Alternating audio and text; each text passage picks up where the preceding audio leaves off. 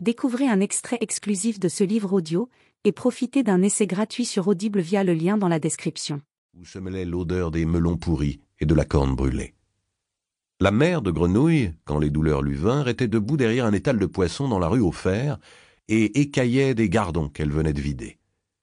Les poissons, prétendument pêchés le matin même dans la Seine, puaient déjà tellement que leur odeur couvrait l'odeur de cadavres. Mais la mère de Grenouille ne sentait pas plus les poissons que les cadavres, car son nez était extrêmement endurci contre les odeurs. Et du reste, elle avait mal dans tout le milieu du corps, et la douleur tuait toute sensibilité aux sensations extérieures. Elle n'avait qu'une envie, c'était que cette douleur cessât. Elle voulait s'acquitter le plus vite possible de ce répugnant enfantement. C'était son 5e. Tous les autres avaient eu lieu derrière cet étal, et à tous les coups, ça avait été un enfant mort-né, ou à peu près, car cette chair sanguinolente qui sortait là ne se distinguait guère des déchets de poissons qui gisaient sur le sol, et ne vivait d'ailleurs guère davantage. Et le soir venu, tout cela était balayé pêle-mêle et partait dans des carrioles vers le cimetière ou vers le fleuve. C'est ce qui allait se passer une fois de plus, et la mère de Grenouille, qui était encore une jeune femme, 25 ans tout juste, qui était encore tout à fait jolie et qui avait encore presque toutes ses dents et encore des cheveux sur la tête, et qui, à part la goutte, la syphilis et un peu de phtisie, n'avait aucune maladie grave, qui espérait vivre encore longtemps, peut-être 5 ou 10 ans, et peut-être même se marier un jour et avoir de vrais enfants en étant la respectable épouse d'un artisan, qui aurait perdu sa femme par exemple. La mère de Grenouille souhaitait que tout cela finisse. Et quand les douleurs se précisèrent, elle s'accroupit et accoucha sous son étal, tout comme les autres fois, et trancha avec son couteau à poisson le cordon de ce qui venait d'arriver là.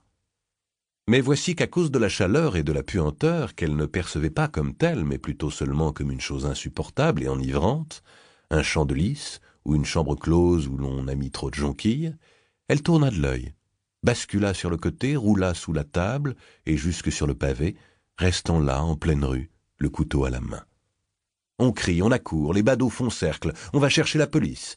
La femme est toujours là, couchée par terre, le couteau à la main, et elle revient lentement à elle. On lui demande ce qui s'est passé. Rien. Et qu'est-ce qu'elle fait avec ce couteau? Rien. Et qu'est-ce que c'est que ce sang sous ses jupes? C'est les poissons. Elle se lève, jette le couteau et s'en va pour aller se laver. Mais voilà que, contre toute attente, la chose sous l'étal se met à crier. On va y voir. Et sous un essaim de mouches, au milieu des entrailles et des têtes de poisson, on découvre le nouveau-né. On le dégage. On le confie d'office à une nourrice, la mère est arrêtée, et comme elle ne fait aucune difficulté à avouer qu'elle aurait sûrement laissé crever le marmot, comme du reste les 4 précédents, on la traduit en justice, on la condamne pour infanticide réitéré, et quelques semaines plus tard, on lui coupe la tête en place de grève. L'enfant avait déjà changé 3 fois de nourrice. Aucune n'avait voulu le garder plus de quelques jours. Il était trop goulu, disait-elle. Il tétait pour 2. Il ôtait le lait de la bouche des autres nourrissons et le pain de la bouche des nourrices, puisqu'on ne pouvait pas vivre en n'en ayant qu'un seul. L'officier de police chargé de cette affaire, un certain Lafosse, commençait à en avoir assez et méditait déjà de faire porter l'enfant au centre de regroupement des enfants trouvés et orphelins, au bout de la rue Saint-Antoine, d'où partaient chaque jour des convois d'enfants à destination du grand orphelinat d'État de Rouen.